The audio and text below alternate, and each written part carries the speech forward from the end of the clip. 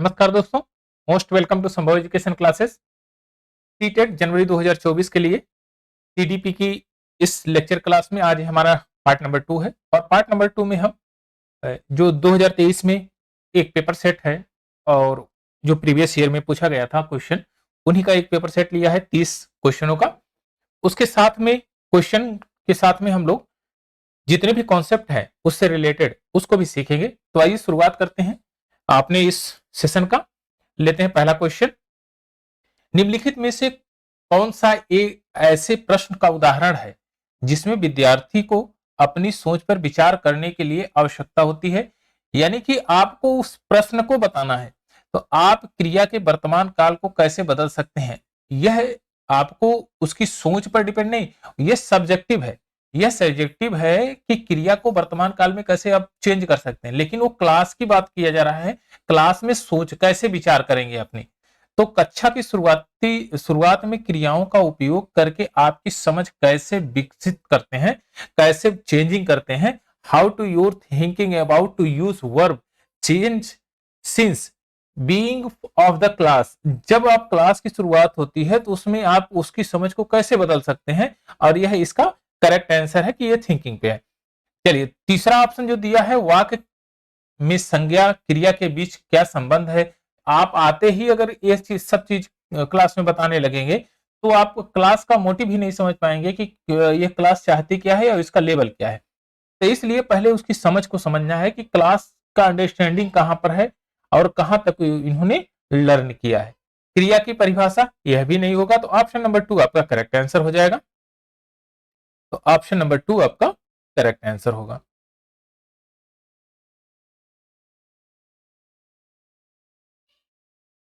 चलिए next question लेते हैं, क्वेश्चन नंबर 2। निम्नलिखित में से कौन सा विफलता के लिए आंतरिक आरोपण का एक उदाहरण है कि which is the following is an example of internal attribution for the failure।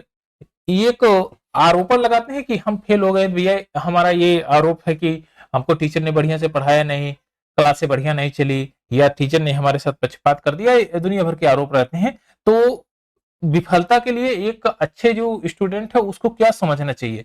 शिक्षक के पक्षपाती होने के कारण वह विफल हो गया, ये तो बेकार है। शिक्षक पक्षपाती होने के कारण वह विफल नहीं हुआ, ये एकदम निरर्थक है।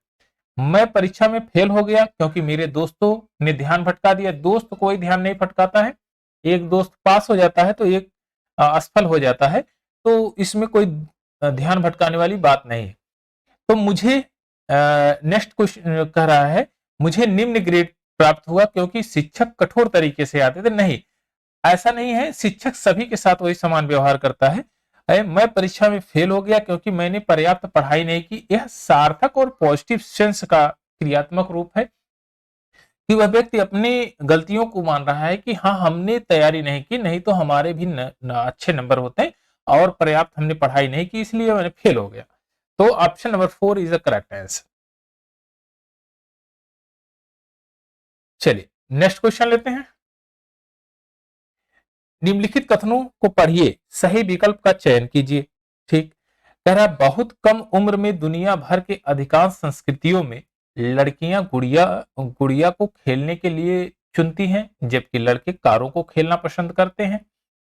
यह चीजें जो बता रहा है आपसे, इसको बढ़िया ध्यान से समझेंगे कि आप अधिकांश संस्कृतियों की बात, कल्चर्स की बात कर रहा है, सोशलिज्म की बात कर रहा है। तो यहां पर कह रहा है लड़कियां गुड़िया से खेलती हैं, दैट मीन्स आप ये जेंडर डिफाइन कर रहा है कि लड़कियों के लिए गुड़िया बना है, यानी लड़कियां जो है वह कारों से नहीं खेल सकती हैं, वो गुड़िया से खेलती क्योंकि वो लड़कियां हैं। यह जेंडर को डिफाइन कर रहा है, जेंडर का रूढ़िवादिता है इसमें। जबकि लड़के कारों से खेलते हैं तो लड़कों के लिए स्पेशल जो है रूढ़िवादिता है कि भाई लिंग का जो क्लासिफिकेशन इन्होंने किया रूढ़िवादिता से, यह चीज इसमें बताई जा रही है। और आए जो समाज में आप देखते हैं, समाज का सिनेरियो कुछ ऐसे ही नजर आता है। जहां पर पितृ सत्तात्मक परिवार है वहां पर लड़कियों की कंडीशन यही है, और सोशल भी इसी तरह से डेवलप होते आया है। बच्चे किसी विशेष संस्कृति की इच्छाओं के आधार पर एक लड़के लड़की के लिए उपयुक्त माना जाता है। यह भी सही है कि भाई उसकी जो संस्कृति है, उसकी जो कल्चर्स है, उसकी आप उपेक्षा नहीं कर सकते। उसके आधार पे लड़के लड़कियों को उपयुक्त माना जाता है कि हाँ, आप लड़की हैं तो आप इसके साथ खेलिए, गुड़िया के साथ खेलिए, आप लड़के हैं तो आप कार के साथ खेलिए। और ये सोशल में ज्यादा ट्रेंडिंग में रहता है। तो दोनों ऑप्शन चाहिए, कथन भी सही है और कारण इसका जो है कारण दे रहा है यह भी सही है। तो option number 4 the correct answer. A और आर दोनों सही हैं, आर ए की सही व्याख्या करता है। चलिए नेक्स्ट क्वेश्चन ले। क्वेश्चन नंबर 4, किस आयु के बच्चे शब्दों के खेल में शामिल हो सकते हैं? आप ध्यान से देखिएगा, शब्दों का खेल, यहां शब्दों का खेल यानी कि उनके समझ में आए कि इसका मतलब क्या है, सेंस निकलना चाहिए उनको। तो वो कौन से बच्चे हैं? ऐसे बच्चे जो चुटकुले और पहेलियां पसंद करते हैं और इन शब्दों का जो खेल है उसमें शामिल होते हैं।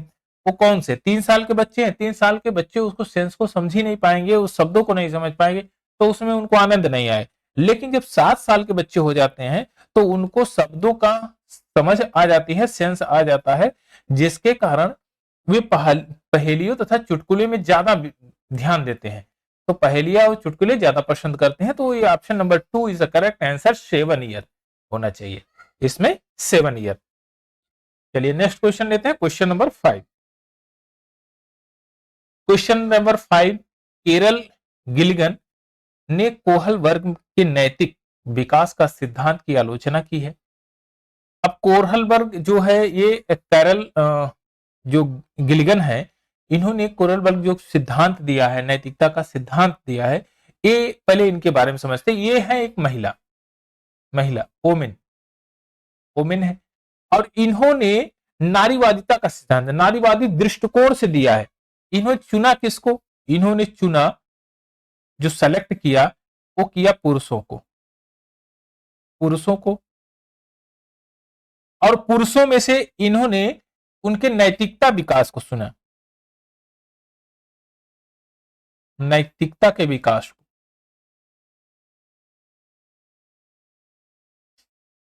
नैतिकता के विकास के बारे में इन्होंने बताया।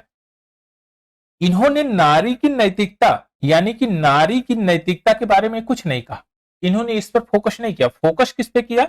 ये पुरुषों की नैतिकता के बारे में फोकस किया है। ये नारी, वोमेन है, लेकिन इन्होंने नारीवादी दृष्टिकोण से, दृष्टिकोण इनका नारीवादी था, और इन्होंने चुना पुरुषों को।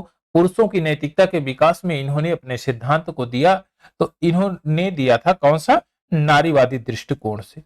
नैतिकता का सिद्धांत कहां दिया? नारीवादी दृष्टिकोण से दिया था। और option number 4 is the correct answer. ये आपका ऑप्शन नंबर 4 करेक्ट आंसर है। चलिए नेक्स्ट क्वेश्चन लेते हैं, क्वेश्चन नंबर 6। क्वेश्चन नंबर 6 में अधिगम के लिए आकलन का मुख्य लक्ष्य है। What is the main goal of assessment for learning? Assessment for learning के लिए सबसे मेन इंपॉर्टेंट गोल क्या है? पहले इसको समझना है। असेसमेंट, असेसमेंट क्या करते हैं? आप किसी का आकलन करते हैं। आप किसका आकलन कर रहे हैं? अधिगम का। अधिगम लर्निंग का। तो लर्निंग का जब आकलन कर रहे हैं तो उसमें क्या किया जाता है? जो चीज विद्यार्थियों को सिखाई गई उसकी प्रतिपुष्टि करते हैं कि भाई यह बच्चा सीखा कि नहीं सीखा, और सीखा भी है तो कितने समय तक सीखा, क्या उसका स्टेजेज है, कहां तक वो सीख लिया है। तो ऑप्शन में दे रहा है विद्यार्थियों की प्रतिपुष्टि प्रदान करता है, जिसका उपयोग अधिगम को सुधारने के लिए किया जाता है। ये तो बात सही है। दूसरा क्या कह रहा है? विद्यार्थी के प्रदर्शन की तुलना एक मानक या तय पैमाने के लिए करना चाहिए। नहीं, यह मानक और तय पैमाना यह डिफाइन नहीं करता है कि आपने उसका जो है निर्धारण कितना किया, आकलन कितना किया, क्योंकि आकलन करने के बाद आपको प्रतिपुष्टि होगी और उसमें सुधार, इंप्रूवमेंट कीजिए, ना कि उसको ग्रेडिंग दीजिए कि भाई ये 3rd क्लास का लड़का है, ये 1st क्लास का लड़का है। ऐसा नहीं होता है इसमें। और फिर तीसरा क्वेश्चन क्या कर रहा है? तीसरा ऑप्शन है इन विद्यार्थियों की पहचान करना चाहिए जो धीमे सीखने वाले हैं, उनको वर्गीकृत करना चाहिए। यह तो एकदम नहीं है, क्योंकि क्लासिफिकेशन नाम का चीज ही नहीं है उसमें। विद्यार्थियों के प्रदर्शन का मूल्यांकन करना चाहिए तथा ग्रेड देना चाहिए। Evaluation the student performance of the assign grades, इसके कोई मतलब नहीं है। असाइन ग्रेड से ये बहुत ज्यादा इंपॉर्टेंट नहीं है। इंपॉर्टेंट ये है कि जो समस्याएं आपने सुलझाई, जो दी है, उसका आकलन करिए, उसकी प्रतिपुष्टि करिए, उसके बाद उसको नए अधिगम के तरह सुधार करिए। यानी कि टू इम्प्रूव जो है feed work to student that can be use improve their learning, उसकी लर्निंग को इंप्रूव करिए। तो option number 1 is the correct answer. Option number 1 इसका करेक्ट आंसर है। आइए नेक्स्ट क्वेश्चन लेते हैं। क्वेश्चन नंबर 7 में ये देखिए बहुत अच्छा क्वेश्चन है और कई बार बार बार रिपीट भी हुआ है। ये कह रहा है शैशवावस्था में सामाजिकरण की, अब डैश दिया है संस्थाएं हैं। सामाजिकरण की क्या है, आप ऑप्शन देखिए, माध्यमिक माध्यमिक नहीं है, सबसे पहले प्राथमिक होता है। यानी शैशवावस्था में प्राथमिक समाज की संस्थाओं में जो है सामाजिकरण होता है उसका, क्योंकि बच्चा जब जन्म लेता है शैशवावस्था में, शैशवावस्था तो 0 से 2 साल, इस अवस्था में वह अपने पेरेंट्स को देखता है, माता पिता को देखता है, उस प्राथमिक समाज को देखता है। तो सबसे पहले एक ही में दिया है प्राथमिक, तो ये इसमें हो जाएगा प्राथमिक, प्राथमिक यानी कि प्राइमरी। उसके बाद जब वो प्रारंभिक बाल्यावस्था में आता है, प्रारंभिक बाल्यावस्था में आता है, तब वह जो है सेकेंडरी जो है समाजीकरण की जो सेकेंडरी स्टेज है, माध्यमिक स्टेज है, उसका ये महत्वपूर्ण हो जाती है उसके लिए। तो इसमें हो जाएगा माध्यमिक, माध्यमिक, माध्यमिक। ऑप्शन नंबर 4 आपका करेक्ट आंसर हो जाएगा, primary and secondary, primary and secondary. चलिए नेक्स्ट क्वेश्चन लेते हैं। डिस्ग्राफिया, डिस्ग्राफिया क्या है? एक न्यूरोलॉजिकल डिसऑर्डर है characterised by trouble forming the letter and shape. ये लेटर एंड शेप में जो डिफरेंस है वो नहीं बता पाता है लड़का, तो उसको बोलते हैं डिस्ग्राफिया। एक प्रकार की ये बीमारी है, डिजीज है, और ये न्यूरोलॉजिकल डिजीज है। क्या होता है कि जैसे 0 लिखा है, अगर ओ लिखा है तो उसको 0 मानने लगता है, अगर सी लिखा है तो उसको डी पढ़ने लगता है, और डी लिखा है तो उसको सी पढ़ने लगता है। तो अगर अक्षरों का मेल नहीं जान पाएगा, अक्षरों में बिमेल टर्म यूज करेगा, वह सिमिलरिटी सिमेट्रिसिटी नहीं समझ पाएगा, अक्षरों के विकारों को नहीं समझ पाएगा, तो वह जो है कठिनाइयां उसको होती हैं। उस बीमारी को कहते हैं, उस जो न्यूरोलॉजिकल डिसऑर्डर को बोलते हैं आपका डिस्ग्राफिया। तो आपका ऑप्शन नंबर 1 करेक्ट आंसर हो जाएगा। एक तंत्रिका विकार है जिसकी विशेषताएं जो है अक्षरों के विकारों को पढ़ने में जो कठिनाइयां होती हैं, अक्षरों की क्या विशेषताएं हैं उसको पढ़ने में उसको कठिनाई होगी, तो उसको बोलते हैं आपका डिस्ग्राफिया। चलिए नेक्स्ट क्वेश्चन लेते हैं। Question number 9। क्वेश्चन नंबर 9 में प्रतिभावान बच्चों को शिक्षित करने का उपागम जो उन्हें असामान्य रूप से तीव्र गति से पाठ्य चर्चा के माध्यम से आगे बढ़ाता है वह क्या कहलाता है? देखिए सबसे इंपॉर्टेंट है कि कह रहा है कि अप्रोच करना है एजुकेशन, जो गिफ्टेड चाइल्ड है, जो एजुकेशन गिफ्टेड चाइल्ड है, जो प्रतिभावान बच्चे हैं, टू ये मूव कर रहे हैं थॉट द करिकुलम। जब शिक्षा में वो उनका ज्यादा परफॉर्मेंस हो रहा है, कौन सा उनको आगे बढ़ाने के लिए क्या करना और है, इंप्रूवमेंट करना है, रेपिडली जो इंप्रूवमेंट करते हैं उसको क्या करते हैं, उसको उस टर्म को कहलाता है, वह कहलाता है एसिलरेशन। किसी चीज को खूब तेजी से बढ़ा देना, यानी एसिलरेट कर देना, खूब ज्यादा वो बढ़ रहा है। जैसे आप गाड़ी चलाते हैं तो कहते हैं कि भाई एसिलेटर दबाइए और गाड़ी खूब तेज भागेगी, तो उसको प्रेशर देने यानी एसिलरेशन, उसका त्वरण उसकी गतिवर्धन बढ़ाने की जो प्रक्रिया है वह होता है आपका एसिलरेशन, यानी पाठ्यक्रम चर्चा के माध्यम को आगे जो बढ़ाता है उसको बोलते हैं एसिलरेशन। तो ऑप्शन नंबर ए आपका करेक्ट आंसर हो जाएगा, त्वरण गतिवर्धन यानी कि एसिलरेशन। चलिए नेक्स्ट क्वेश्चन लेते हैं, क्वेश्चन नंबर 10। क्वेश्चन नंबर 10 इसमें कह रहा है कि शिक्षक जो समावेशी कक्षाओं की दिशा में काम कर रहे हैं उन्हें चाहिए, क्या चाहिए? पहला नंबर पाठ्य चर्चा में अनुकूलन, ठीक है, अनुकूलन होना चाहिए, बिना अनुकूलन के आप पाठ्य चर्चा बहुत बेहतर तरीके से नहीं कर सकते, ठीक है। दूसरा क्या है, विविध दृष्टिकोण को शामिल करें, ठीक है, ये डाइवर्स जो रिस्पेक्टिव्स हैं उनको शामिल करना बहुत ज्यादा इंपॉर्टेंट होता है, क्योंकि विविधताएं एक जो है एक तरह से वह नई थिंकिंग को जन्म देती हैं। तो तीसरा क्या कर रहा है, अपने स्वयं के अंतर्निहित पूर्वाग्रहों की जांच करें और स्वयं का अपना एवेल्युएशन करें और पूर्वाग्रह जो है उसको जो है जांच करें, ताकि आप बेहतर उसको बच्चे को सिखा पाए। चौथा क्या है, विविधता को एक बाधा के रूप में देखें, नहीं ये तो गलत है। ये 3 ऑप्शन सही है। विविधता एक बाधा के रूप में नहीं है, ये अवसर के रूप में है। अवसर के रूप में कि भाई हमको अवसर मिला है और ये हमारे पास चैलेंजेस है, इसको हमको सॉल्व करना है, तो उसको जब बाधा के रूप में देखेंगे तब तो फिर मामला गड़बड़ है, तब नहीं सही होगा। ये बाधा के रूप में ये गलत है और ये option number 4 is the correct answer. 1 2 3 correct answer.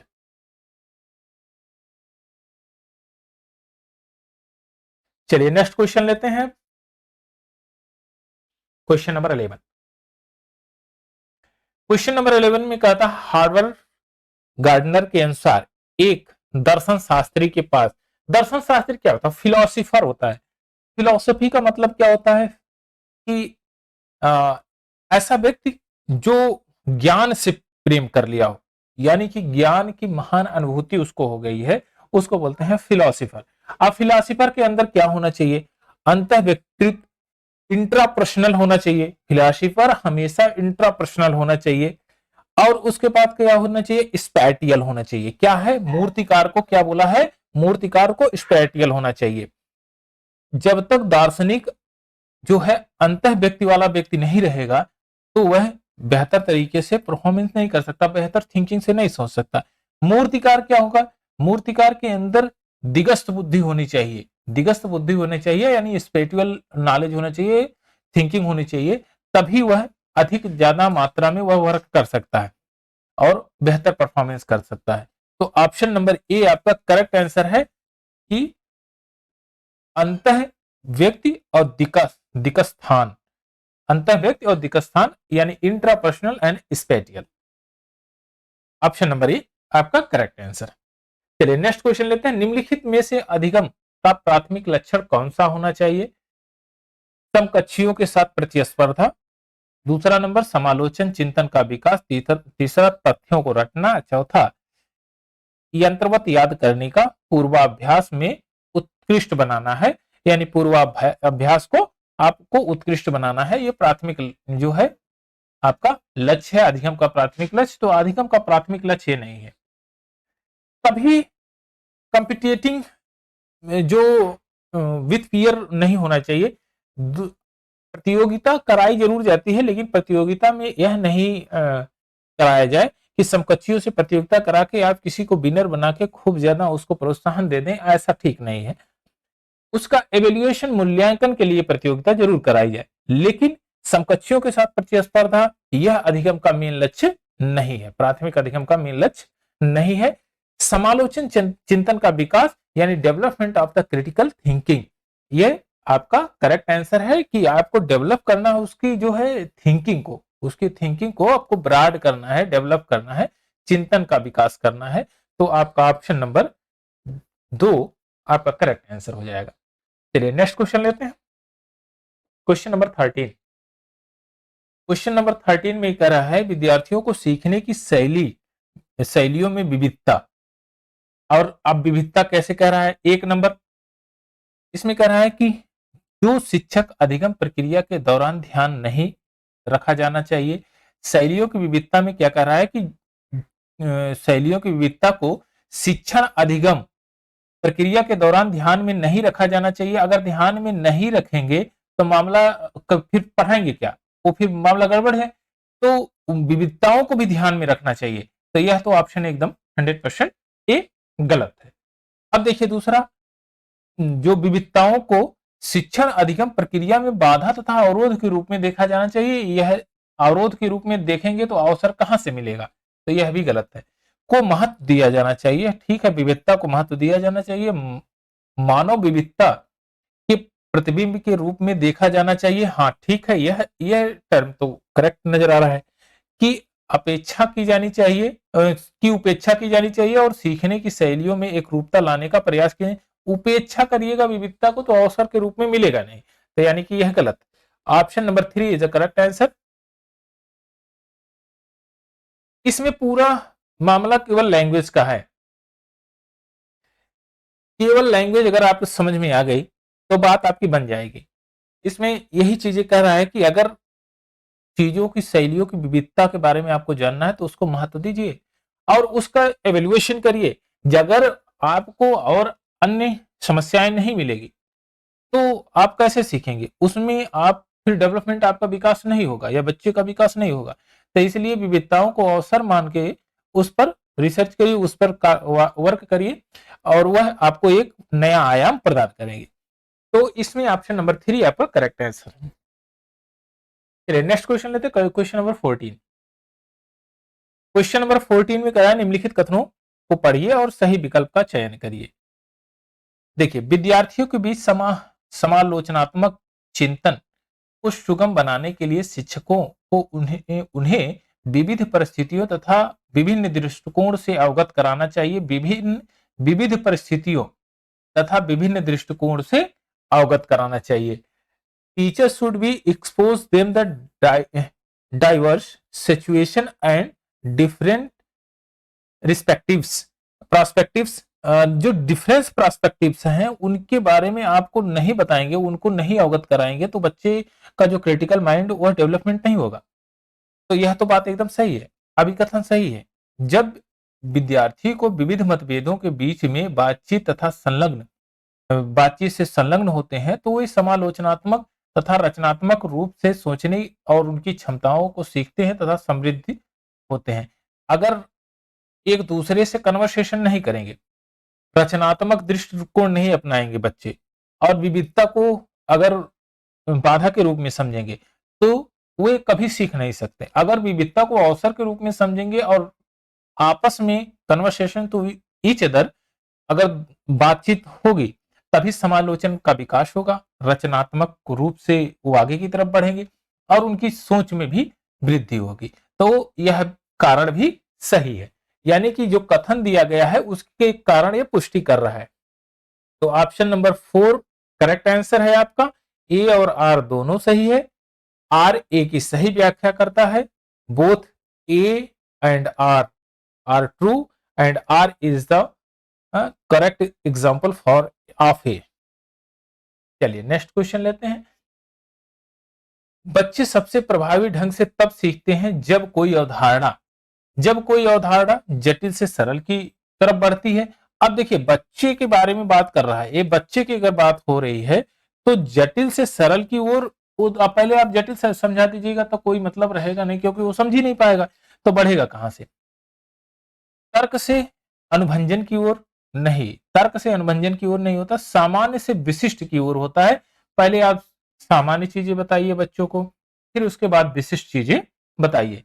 तो सामान्य से विशिष्ट की ओर सबसे ज्यादा इंपॉर्टेंट है। हालांकि प्रभावी ढंग से सिखाने के लिए चार के चारों ऑप्शन सही है, लेकिन यहां पर बच्चों के लिए बात कर रहा है कि अगर बच्चों की बात होगी तो सामान्य से विशिष्ट की ओर सबसे ज्यादा इंपॉर्टेंट है और सबसे ज्यादा प्रभावशाली है ये। तो आप जेनरिक टू स्पेसिफिक नॉलेज की तरफ डेवलपमेंट करना चाहिए। चलिए नेक्स्ट क्वेश्चन लेते हैं, क्वेश्चन नंबर 16। क्वेश्चन नंबर 16 लेव बायगॉस्की के अनुसार डैश दिया है, बच्चों के संकल्पनात्मक योग्यता का विकास में महत्वपूर्ण भूमिका निभाता है।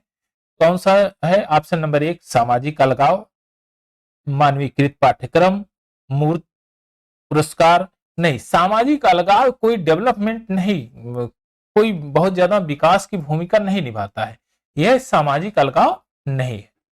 मानवीकृत पाठ्यक्रम, ऐसा भी नहीं है कि मानवीकृत पाठ्यक्रम हो तभी वो उसका जो है विकास होगा। बहुत ऐसे सामाजिक जो नेचर है उससे भी बच्चे का विकास होता है। मूर्त पुरस्कार, यह भी एकदम सेटिस्फाई नहीं करता। तो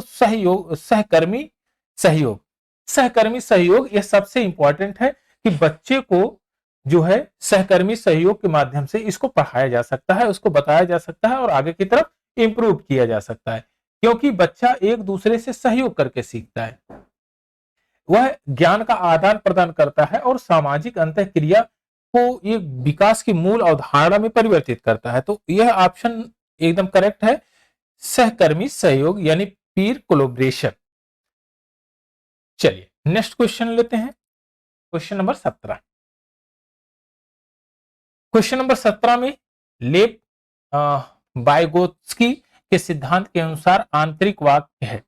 आंतरिक वाक्य यानी इनर स्पीच। इनर स्पीच कौन करता है, एक चीज बताइए। इनर स्पीच करता है वही जो बच्चा होता है, और बच्चे के सिद्धांत की बात की जा रही है, तो विकासात्मक देरी के संकेत है? नहीं, यह विकासात्मक देरी का संकेत नहीं है। यह एक प्रकार का जो है बच्चे के अंदर जो स्टेजेस है, और उस स्टेज में वह कंट्रोल करता है, कुछ अपनी सोच का नियंत्रण करता है।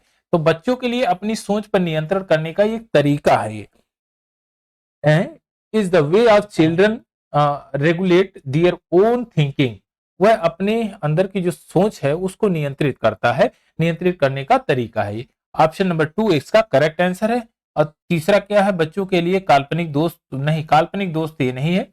संज्ञानात्मक अपरिपक्वता यह भी गलत है। तो ऑप्शन नंबर 2 इसका करेक्ट आंसर है। बच्चों को अपनी सोच पर नियंत्रण करने का यह एक मात्र तरीका है। तो ऑप्शन नंबर 2 आपका करेक्ट आंसर है। चलिए नेक्स्ट क्वेश्चन लेते हैं, क्वेश्चन नंबर 18। क्वेश्चन नंबर 18, 4 वर्ष की अर्पणा कहती है कि एक बटन जिंदा है क्योंकि यह शर्ट को एक साथ बांधने में मदद करता है। जीन पियाजे के अनुसार इसकी सोच की विशेषता बताना है। तो जीन पियाजे जो है ये बहुत अच्छे जो है मनोवैज्ञानिक हैं, साइकोलॉजिस्ट हैं, और ये कहते हैं कि बच्चे जो शुरुआती दौर में कोई खिलौना देखते हैं, खिलौना जो टॉयज देखते हैं, तो उसमें क्या सोचते हैं कि यह चल रहा है, यह मूवमेंट कर रहा है, यह मूवमेंट कर रहा है। तो इसके अंदर जीव की भावना होगी, यानी जीव होगा तभी तो ये मूवमेंट कर रहा है। या कोई चीज आपको पकड़ा हुआ है, तो वह कहेंगे तभी पकड़ सकता है जब उसके अंदर जीव होगा, जब उसके अंदर सचेतना होगी, जीव होगा, वह जीवित होगा तभी तो पकड़ सकता है। तो बटन को देखकर वह जो है अनुमान जो बच्चे लगाते हैं, कहते हैं कि बटन जीवित है। तो जीववादी चिंतन का जो विकास होता है इसको बोलते हैं जीववादी चिंतन। जब निर्जीव वस्तुओं में भी जीव समझने की जो चेतना का विकास होता है तो उसको बोलते हैं जीववादी चिंतन। यह बच्चों में अक्सर होता है, यानी कि बच्चों के एक स्टेजेस में होता है। ये खुद से बातें करके अपने कार्य योजना को भी बनाते हैं ये लोग। जिसे बच्चे कभी कभी आप देखते होंगे कि कुछ बात करेंगे और उसके बाद फिर उसी को दोहराएंगे, वो कंटिन्यू उसकी दोहराएंगे, या कोई बात उन्होंने कहा और उसका स्वयं ही उत्तर देंगे वो। तो वह आपस में जो है चिंतन करने की जो है विशेषता होती है बच्चों में। तो यहां पर होता है आपका ये जीववादी, यानी कि भौतिक वस्तुओं को भी निर्जीव जीव के रूप में वो लोग देखते हैं। चलिए नेक्स्ट क्वेश्चन लेते हैं, क्वेश्चन नंबर 19। निम्नलिखित में स्वालीनता वाले विद्यार्थियों की विशिष्ट विशेषता कौन सी होती है? स्वालीनता का मतलब होता है एथिज्म। इसका मतलब ये होता है कि किसी भी तथ्य को बार बार आवृत्ति के रूप में दोहराना, किसी भी चीज को बार बार आवृत्ति के रूप में दोहराना, ये यूथिज्म कहा जाता है। तो इसमें क्या करता है कि बच्चा कोई चीज स्वयं कहता है, फिर उसी को बार बार आवृत्त करके दोहराता है। तो ऑप्शन नंबर ए आपका करेक्ट आंसर हो जाएगा। इसमें ये कुछ स्पेशल वर्ड है जिनको आपको ध्यान में रखना पड़ेगा और ये बार बार पूछे जाते हैं। चलिए नेक्स्ट क्वेश्चन लेते हैं। बच्चों में समस्या समाधान कौशल को बढ़ाने के लिए निम्नलिखित में से कौन सा प्रभावी तरीका है, कि कौन सा इफेक्टिव मेथड है? Which is the following and effective method enhance problem solving skill in child. बच्चों में क्या तरीका प्रभावी है जो कि उसके कौशल को बढ़ा सकते हैं? उन्हें समस्याओं का तैयार समाधान उपलब्ध कराना चाहिए। अगर समस्या का तैयार समाधान आपने उपलब्ध करा दिया तो वो थिंकिंग लगाएंगे नहीं, उनका डेवलपमेंट होगा नहीं। उन्हें बुद्धि मंथन करने तथा सहज अनुमान लगाने का अवसर देना चाहिए। यह एकदम सही है, बहुत ज्यादा जटिल चीजें नहीं देना चाहिए, ऐसा टर्म दीजिए जिससे वो सहज थिंकिंग करके उसको समझ सके। जब उनके अंदर और चेतना का विकास होगा तो आप वो उनके अंदर और डेवलपमेंट की भावना आएगी, जो है उनका डेवलप होगा और अन्य चीजों पर वो विचार कर सकेंगे। तीसरा क्या है, स्वतंत्र चिंतन को हतोत्साहित करना चाहिए। हतोत्साहित करेंगे तो कोई मतलब है ही नहीं, तो यह भी टर्म गड़बड़ है। और कठिन समस्याओं से बचने के लिए उन्हें प्रोत्साहित करना चाहिए। नहीं, ऐसा नहीं होता है। कठिन समस्याएं कोई कठिन नहीं होती हैं, बस उसका तरीका जो है गड़बड़ होगा। अगर तरीका अच्छा नहीं है तो वो आपको कठिन लगेगी और बेकार लगेगा। तो आपका ऑप्शन नंबर 2 इसमें करेक्ट आंसर है। बुद्धि मंथन करने के लिए सहज अनुमान लगाने का अवसर देना चाहिए, तो बच्चे ज्यादा अच्छे तरीके से सीखेंगे उसको। चलिए नेक्स्ट क्वेश्चन लेते हैं। Question number 21। क्वेश्चन नंबर 21, निम्नलिखित कथनों को पढ़िए और सही विकल्प का चयन कीजिए। कथन 1 कह रहा है, शिक्षकों को सार्थक वातावरण बनाना चाहिए जिसमें सभी बच्चों की सक्रिय भागीदारी को संलग्नता हो। यानी कि सही कह रहा है कि शिक्षकों को सार्थक वातावरण बनाइए, सार्थक वातावरण बनाइए, किसी के साथ कोई पक्षपात मत करिए, तो जिसमें बच्चों की सक्रिय भागीदारिता संलग्न हो, जिसमें बच्चे सक्रिय भागीदार होके उसमें पार्टिसिपेट करें। अच्छा, सभी बच्चे के आंतरिक रूप से सीखने के लिए प्रेरित होते हैं। आंतरिक रूप से सारे बच्चे जो सीखने के लिए प्रेरित होते हैं और सीखने में सक्षम भी होते हैं, बस उनको तरीका आपका कैसा है, कैसे टीचर उसको सिखा सकता है, यह इंपॉर्टेंट है। तो ऑप्शन नंबर ए यानी कि कथन सही है और कथन के साथ उसका कारण भी सही है, तो दोनों सही है। ए और आर दोनों सही है और ए आर ए की सही व्याख्या कर रहा है। तो ऑप्शन नंबर 4 आपका करेक्ट आंसर है। नेक्स्ट क्वेश्चन लेते हैं। क्वेश्चन नंबर 22, अनुभवात्मक अधिगम किस पर बल देता है? एक्सपीरियंटल लर्निंग स्ट्रेस किस पर ज्यादा फोर्स करता है, किस में ज्यादा बल देता है? ये ऑप्शन नंबर 1 आलोचनात्मक प्रतिबिंब पर महत्व देता है, जो है क्रिटिकल रिफ्लेक्शन पर इंपॉर्टेंस देता है ये। और दूसरा है एक प्रक्रिया के बजाय अधिगम को एक उत्पादन के रूप में देखता है। नहीं, अधिगम को आप उत्पादन के रूप में देखिएगा तो फिर ये काम नहीं बन पाएगा, तो ये मामला सही नहीं है। तीसरा, बच्चों के अधिगम पर शिक्षण का नियंत्रण नहीं, शिक्षक का नियंत्रण नहीं, बच्चों के अधिगम पर शिक्षक का नियंत्रण, यह सही नहीं है। और सीखने का पुनर्बलन की भूमिका, ये 4 नंबर, यह पुनर्बलन की भूमिका नहीं होनी चाहिए। मेन इंपॉर्टेंट है आलोचनात्मक प्रतिबिंब को महत्व देना चाहिए। जो क्रिटिकल नॉलेज है, जो क्रिटिकल रिफ्लेक्शन है, उसको ज्यादा महत्व देना चाहिए। और यह आपका ऑप्शन नंबर ए आपका करेक्ट आंसर है। इसमें आलोचनात्मक प्रतिबिंब पर महत्व देना चाहिए, यानी कि इंपॉर्टेंस ऑफ क्रिटिकल रिफ्लेक्शन, यह इस पर ज्यादा महत्व देना चाहिए। और सभी है तो इसमें कहीं कहीं निगेटिव टर्म भी आ रहे हैं। एक प्रक्रिया के बजाय अधिगम एक उत्पादन के रूप में देखना चाहिए, उत्पादन के रूप में नहीं होता है अधिगम एक। और बच्चों में अधिगम शिक्षण पर नियंत्रण, शिक्षक पर नियंत्रण कोई अधिगम नहीं होता है। अधिगम का मतलब ये थोड़ी नहीं है कि शिक्षक पूरे शिक्षक पर ही नियंत्रण हो, वह और सामाजिक परिवेश पर भी नियंत्रण करता है, सामाजिक परिवेश से भी सीखता है, शिक्षक से ही नहीं सारी बातें को सीखता है। सीखने पर पुनर्बलन की भूमिका होनी चाहिए, नहीं पुनर्बलन की भूमिका नहीं होनी चाहिए, ऐसा तो कुछ ठीक नहीं। ऑप्शन नंबर ए आपका करेक्ट आंसर है। आलोचनात्मक प्रतिबिंब पर महत्व होना चाहिए, जो क्रिटिकल रिफ्लेक्शन है उसको इंपॉर्टेंस ज्यादा देना चाहिए। नेक्स्ट क्वेश्चन लेते हैं, क्वेश्चन नंबर 23। इसमें कह रहा है निम्नलिखित में से कौन सी प्रक्रिया अधिगम के दौरान योगदान नहीं देती है? Which of the following process does not contribute to the course of learning? तो आप लर्निंग के दौरान कौन सा योगदान नहीं देती है? आपके पास 4 ऑप्शन है। कॉन्सेप्चुलाइजेशन, कॉन्सेप्ट आपके पास नहीं रहेगा तो आप लर्निंग प्रोसेस को बेहतर नहीं बना सकिएगा, तो यह तो सही है। डीकॉन्टेक्चुलाइजेशन, आपको गैर प्रासंगिकरण होगा, कॉन्टेक्स्ट नहीं होगा तो आपका काम चल जाएगा। यहां पर कह रहा है गैर प्रासंगिकरण, यानी कि डी कॉन्टेक्चुलाइजेशन, यह इसमें इंपॉर्टेंट भूमिका नहीं निभाता है। गैर प्रासंगिकरण, गैर प्रासंगिकरण मतलब प्रसंग ही नहीं है, तो यह कोई भूमिका निभाएगा नहीं, वो लर्निंग के प्रोसेस में नहीं आता है। ऑर्गेनाइजेशन, ऑर्गेनाइजेशन होगा तभी तो लर्निंग का प्रोसेस सबसे ज्यादा बेहतर होगा।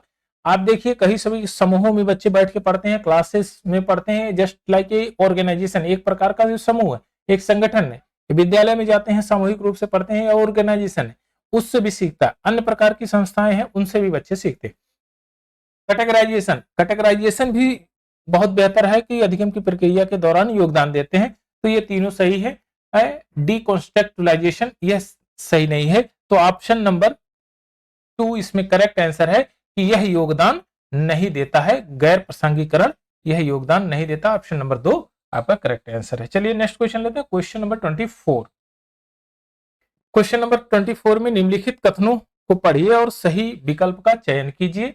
आपको सही विकल्प का इसमें चयन करना है। कथन नंबर 1 दिया है जिसमें कह रहा है शिक्षकों और विद्यार्थियों जैसे अधिक जानकार अन्य लोगों के साथ बातचीत विद्यार्थियों को उसकी समझ तथा कौशल को विकसित करने में मदद करने के लिए आवश्यक समर्थन और मार्गदर्शन प्रदान करती है।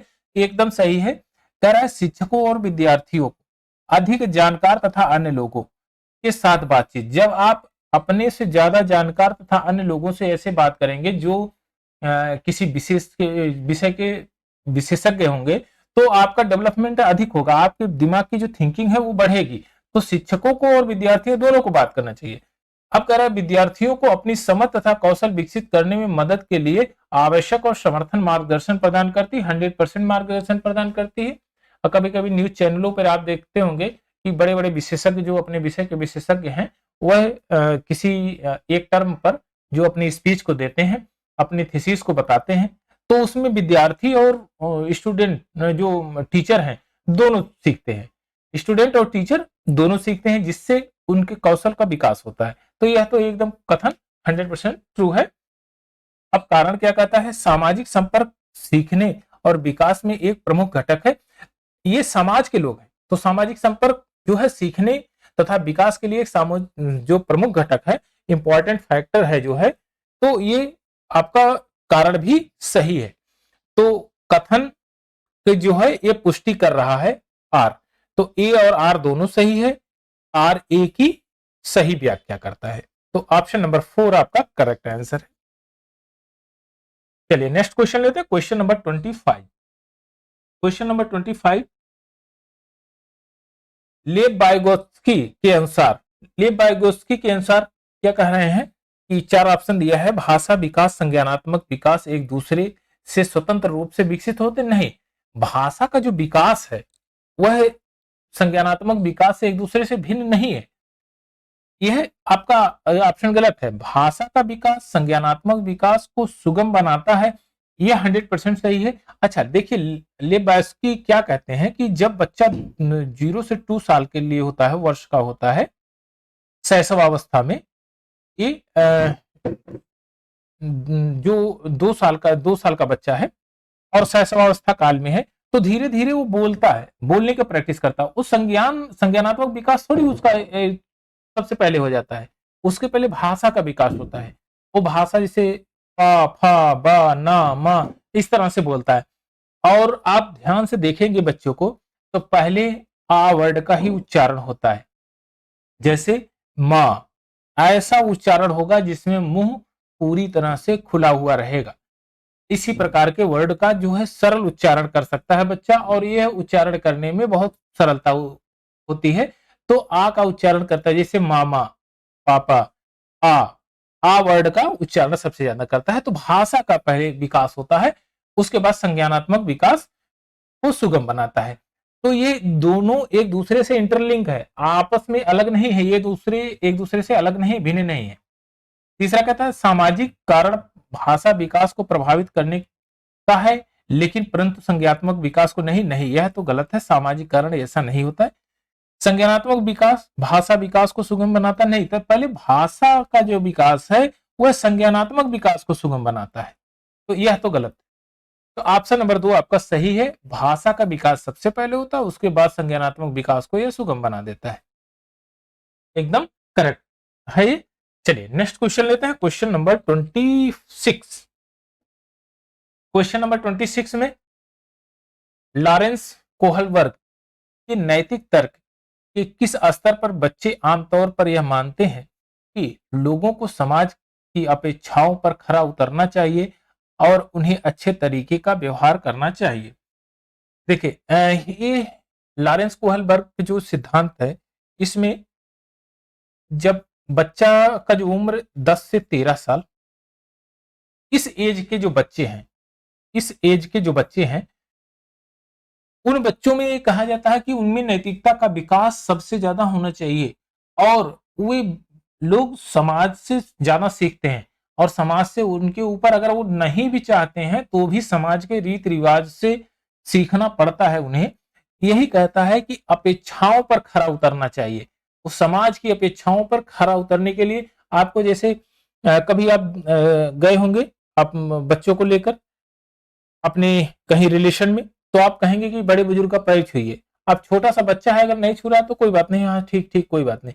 लेकिन अगर 10 साल 12 साल का बच्चा है या 13 साल का बच्चा है तो उसे कहेंगे कि इसके सभ्यता नहीं सिखाए, या बड़ों का जो है आदर करना चाहिए, या उसे नमस्ते करना चाहिए, या उसको रिस्पेक्ट देना चाहिए।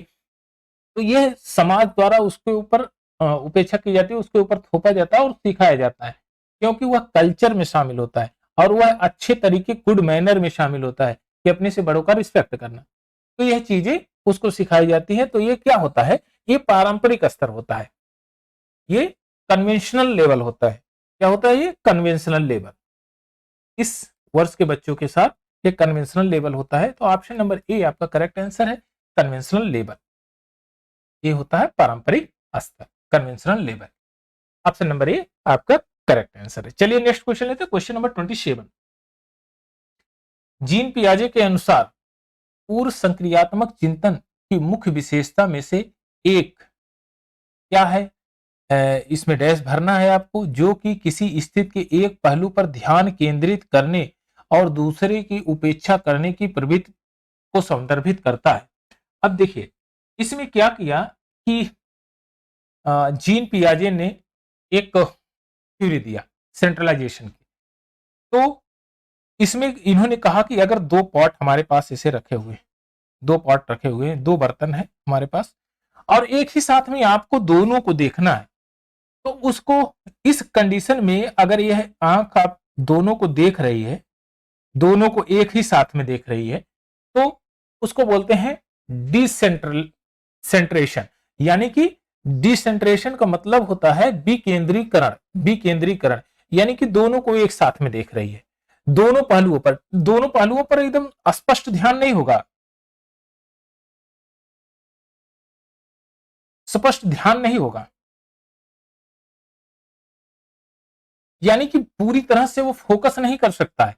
लेकिन अगर वह एक पहलू पर केवल एक ही इस टर्म पे ही केवल फोकस करे, टोटल फोकस इसी पे करे, यह फोकस अगर टोटल इसी पे करता है तो इसको बहुत बढ़िया से ये क्लियर रूप से देख सकेगा।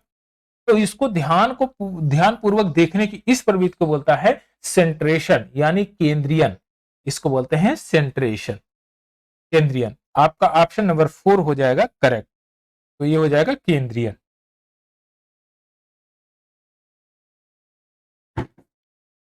इसको बोलते हैं केंद्रियन, इसको बोलते हैं आपका सेंट्रेशन।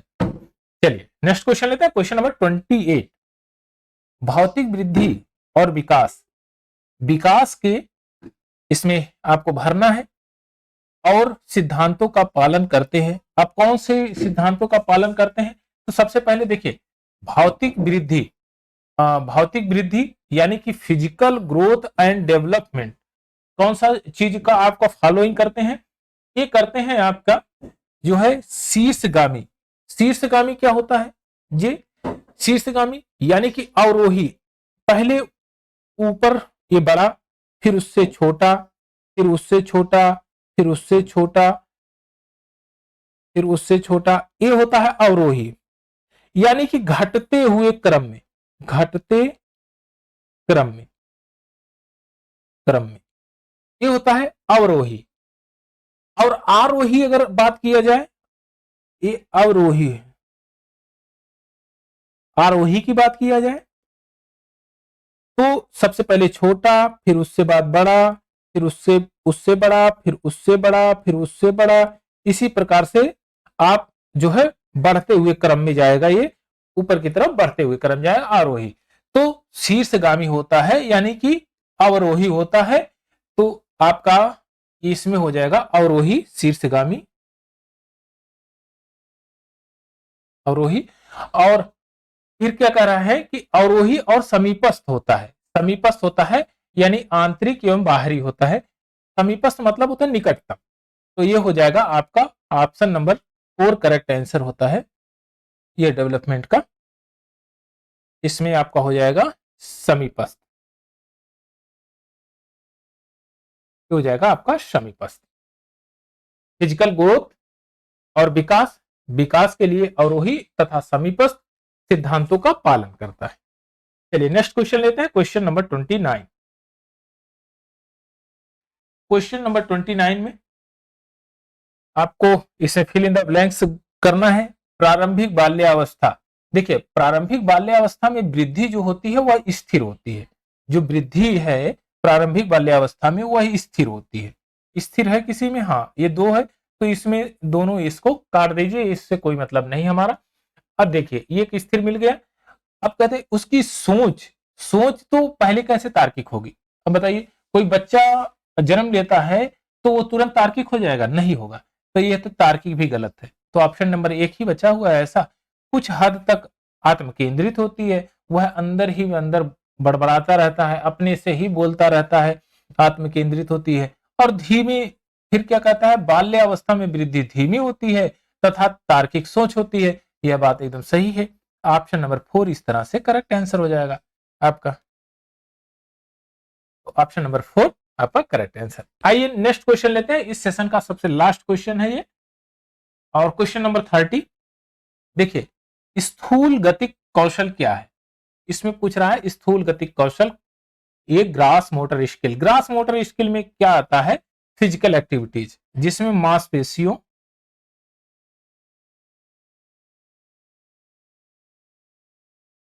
मांसपेशियों और शारीरिक क्रियाओं यानी तंत्रिका तंत्र,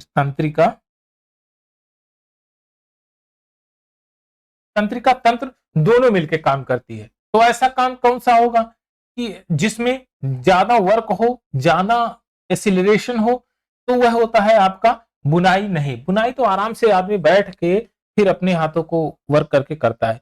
कागज का काटना, वृत्त की रूपरेखा को काटना, ये नहीं। आप जो बैठे हैं मोमेंटियल नहीं है, तो यह जो है आपका ये नहीं है। कागज का काटना, बड़े आकार में आयत को रूपरेखा के अनुसार काटना, यह भी नहीं है। आप मूवमेंट कर रहे हैं, जैसे तैरना हुआ, बैठना हुआ, उठना हुआ, दौड़ना हुआ, तो ये सब चीजें जो है आपका ग्रास मोटर स्किल में आएंगी। और ये आपका क्वेश्चन ऑप्शन नंबर 4 आपका करेक्ट आंसर है। स्विमिंग, स्विमिंग इसका करेक्ट आंसर है। तो ये यहां तक ही हमारा ये सेशन रहा, और नेक्स्ट सेशन हम लोग कल करेंगे। और जितने भी प्रीवियस ईयर के क्वेश्चन पूछे गए हैं 2015 से लेकर अब तक 2023 तक, उन सभी को 1 बाय 1 करके, एक एक सेट करके हम रोज कंप्लीट कराएंगे, और एवरी डे आपको एक वीडियो मिलेगी। आप इससे बढ़िया से पढ़ सकते हैं। जब सीटेट का एग्जाम होने वाला होगा तो 3 दिन पहले या 4 दिन पहले या 1 सप्ताह पहले हम मैराथन क्लासेस भी कंडक्ट करेंगे, और जिसमें आपको लगभग 100 क्वेश्चन होंगे या 50-50 के, जैसा देखेंगे टाइम पीरियड क्या है, तो उसी के अकॉर्डिंग हम लोग मैराथन क्लास भी कंडक्ट करेंगे। चलिए अभी इतना ही आप लोग स्टडी करिए, कल फिर नेक्स्ट क्लास करेंगे, तब उसमें आप नेक्स्ट वाला सेशन हम देखेंगे।